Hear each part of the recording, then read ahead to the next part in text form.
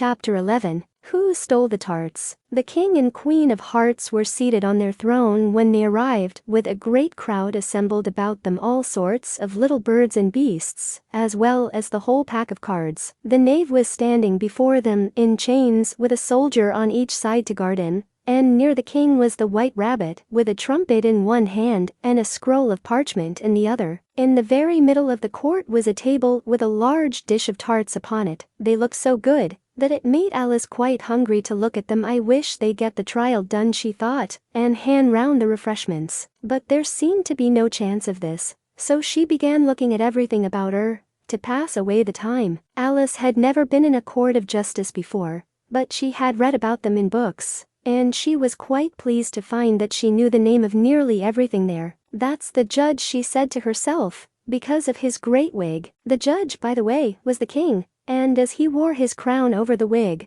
look at the frontispiece if you want to see how he did it. He did not look at all comfortable, and it was certainly not becoming. And that's the jury box, thought Alice, and those 12 creatures. She was obliged to say creatures, you see, because some of them were animals and some were birds. "I suppose they are the jurors." She said this last word 2 or 3 times over to herself, being rather proud of it, for she thought, and rightly too, that very few little girls of her age knew the meaning of it at all. However, jurymen would have done just as well. The 12 jurors were all writing very busily on slates. "What are they doing?" Alice whispered to the Griffin. "They can't have anything to put down yet, before the trial's begun." "They're putting down their names," the Griffin whispered in reply, for fear they should forget them before the end of the trial. "Stupid things," Alice began in a loud, indignant voice, but she stopped hastily, for the white rabbit cried out, "Silence in the court," and the king put on his spectacles and looked anxiously round to make out who was talking. Alice could see, as well as if she were looking over their shoulders, that all the jurors were writing down stupid things on their slates, and she could even make out that one of them didn't know how to spell stupid, and that he had to ask his neighbor to tell him. "A nice muddle their slates'll be in before the trial's over," thought Alice. One of the jurors had a pencil that squeaked. This, of course, Alice could not stand, and she went round the court and got behind him, and very soon found an opportunity of taking it away. She did it so quickly that the poor little juror, it was Bill, the lizard, could not make out at all what had become of it. So, after hunting all about for it, he was obliged to write with one finger for the rest of the day, and this was of very little use, as it left no mark on the slate. "Harold, read the accusation," said the king. On this the white rabbit blew 3 blasts on the trumpet, and then unrolled the parchment scroll, and read as follows: "The Queen of Hearts, she made some tarts, all on a summer day. The Knave of Hearts, he stole those tarts, and took them quite away. Consider your verdict," the king said to the jury. "Not yet, not yet," the rabbit hastily interrupted. "There's a great deal to come before that." "Call the first witness," said the king,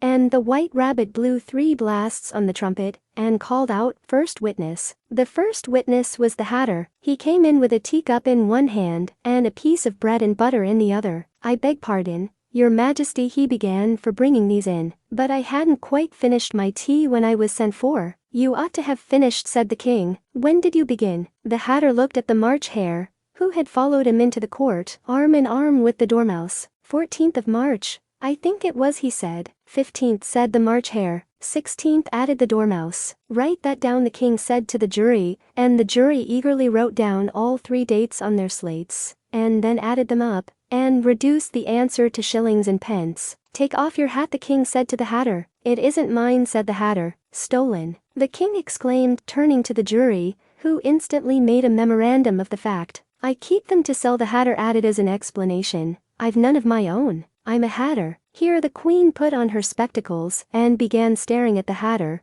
who turned pale and fidgeted. "Give your evidence," said the king, "and don't be nervous, or I'll have you executed on the spot." This did not seem to encourage the witness at all. He kept shifting from one foot to the other, looking uneasily at the queen, and in his confusion, he bit a large piece out of his teacup instead of the bread and butter. Just at this moment Alice felt a very curious sensation, which puzzled her a good deal until she made out what it was. She was beginning to grow larger again, and she thought at first she would get up and leave the court, but on second thoughts she decided to remain where she was as long as there was room for her. "I wish you wouldn't squeeze so," said the Dormouse, who was sitting next to her. "I can hardly breathe." "I can't help it," said Alice very meekly. "I'm growing." "You've no right to grow here," said the Dormouse. "Don't talk nonsense," said Alice more boldly. "You know you're growing too." "Yes, but I grow at a reasonable pace," said the Dormouse. "Not in that ridiculous fashion." And he got up very sulkily and crossed over to the other side of the court. All this time the Queen had never left off staring at the Hatter, and, just as the Dormouse crossed the court, she said to one of the officers of the court, "Bring me the list of the singers in the last concert," on which the wretched Hatter trembled so that he shook both his shoes off. "Give your evidence," the King repeated angrily, "or I'll have you executed, whether you're nervous or not." "I'm a poor man, Your Majesty," the Hatter began in a trembling voice, "and I hadn't begun my tea not above a week or so, and what with the bread and butter getting so thin and the twinkling of the tea." "The twinkling of the what?" said the King. "It began with the tea," the Hatter replied. "Of course twinkling begins with a T," said the King sharply. "Do you take me for a dunce? Go on." "I'm a poor man," the Hatter went on, "and most things twinkled after that, only the March Hare said I didn't." The March Hare interrupted in a great hurry. "You did," said the Hatter. "I deny it," said the March Hare. "He denies it," said the King. "Leave out that part." "Well, at any rate, the Dormouse," said the Hatter went on,